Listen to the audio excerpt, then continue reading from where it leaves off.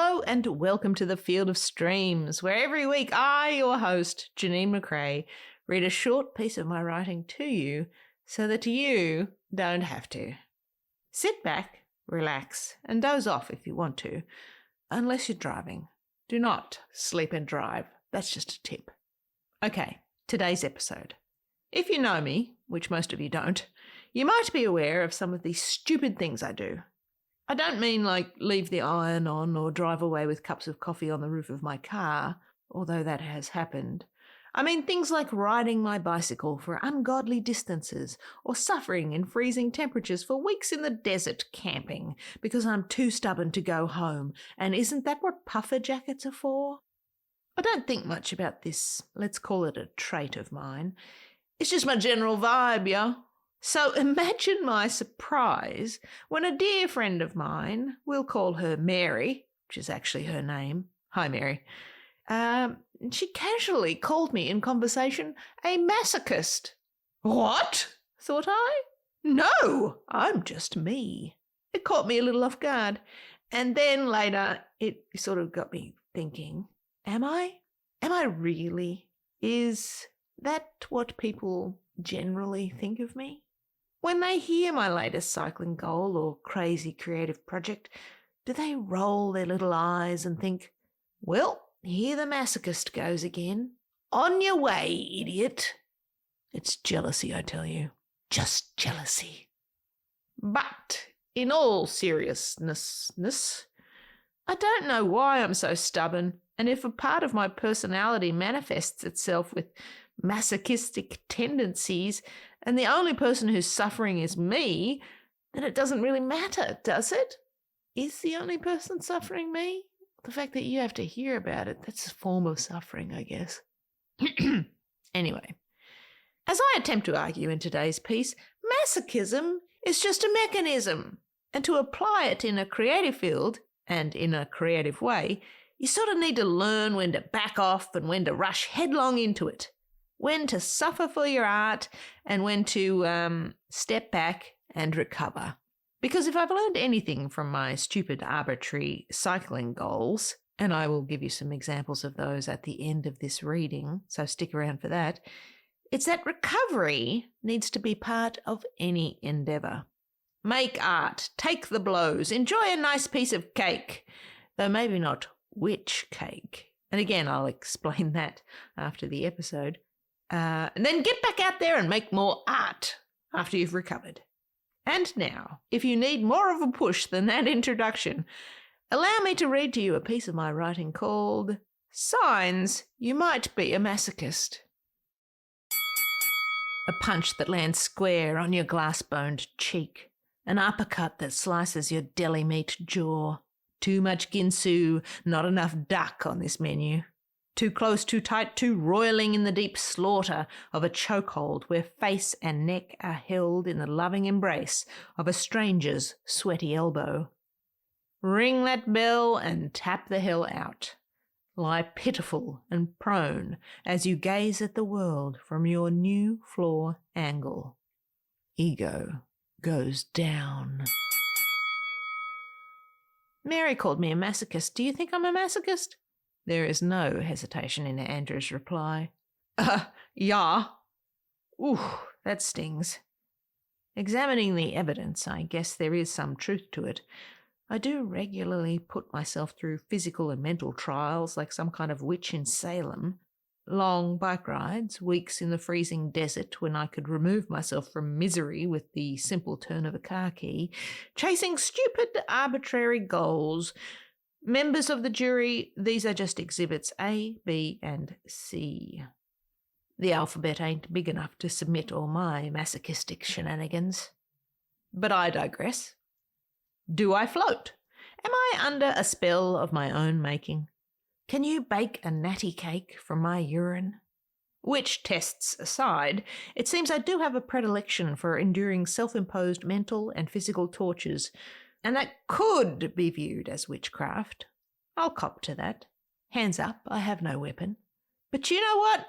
Anyone who dabbles in the dark art of making art is a masochist, so I'll take it as a compliment. I will take it all day. Just you see for how long.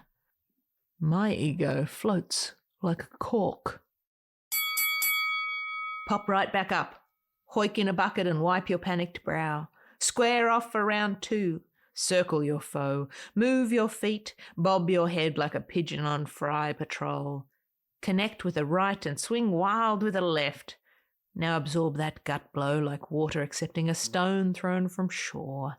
Grapple for scrapple and other assorted nutritious mush on the mat of your making. Now get up, shake it off. Ego spits out a broken tooth. Masochism is just stubbornness hopped up on caffeine. Masochism is just motivation twisted askew. Masochism is a skill and a necessary tool because you must be a masochist to keep writing, singing, or putting paint to canvas, knowing full well it might never amount to anything, knowing there will be rejection and the constant fight for artistic air in the sea of humility. Masochism will be your air tank, providing oxygen to your lungs. Masochism will embolden you to send stuff out into the void with no guarantee that even one brain will receive the signal. Masochism will find ways to light up your own brain and keep pounding its output into new shapes once the metal of it cools. It's insanity repeated. Insanity repeated. To make yourself heard in a deafening world and ignore the blood on your face and the bruise on your heart. To keep getting up again and again and again. Ego wears masochist jeans. The count. You're down for it. Like really down.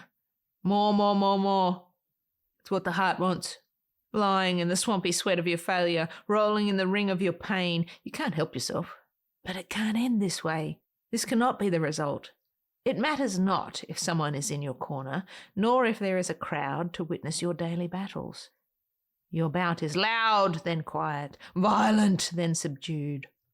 Roll to your stomach, get to your knees, look to the heavens of hope, and scream to the rafters, "Take your best shot!"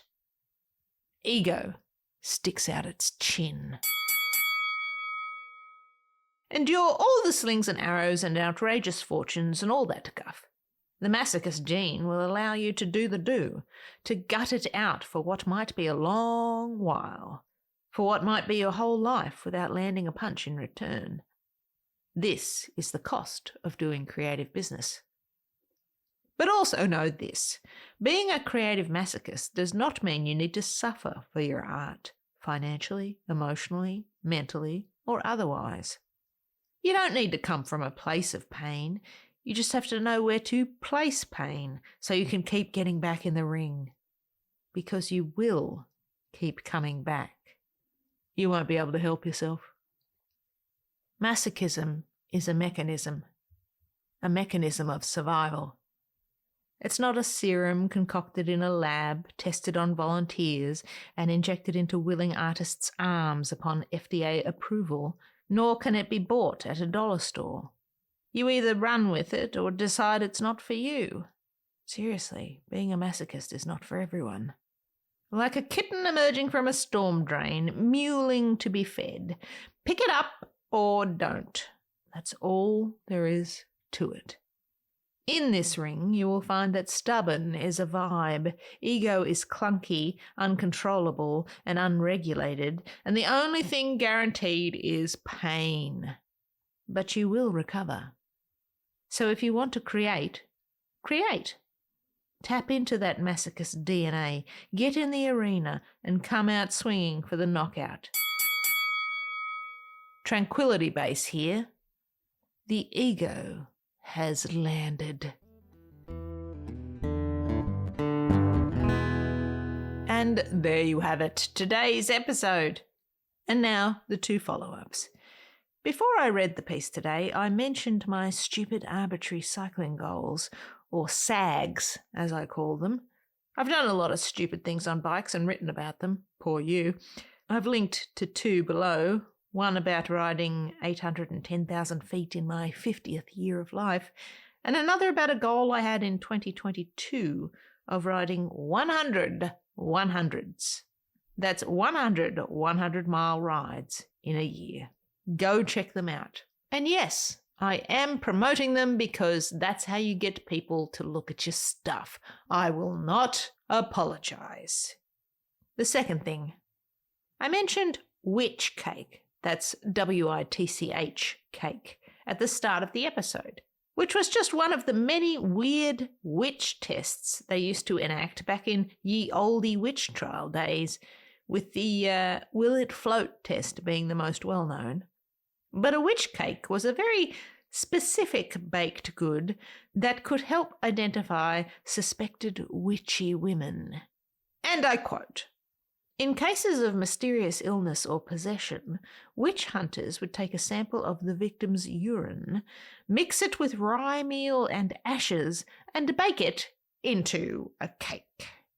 This stomach-turning concoction was then fed to a dog, the familiars or animal helpers of witches, in the hope that the beast would fall under its spell and reveal the name of the guilty sorcerer." End quote. I mean, that sounds like a lot of work. And poor dog. Anyway, that's today's episode. Let's wrap this up.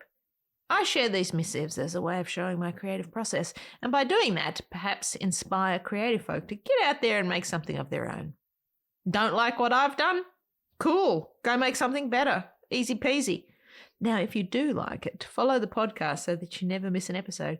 And hey, if you like my writing, why not sign up for my newsletter at janinemccrae.substack.com. But until next we meet, I'll leave you with this. Love what you love, and I'll see you out there making stuff.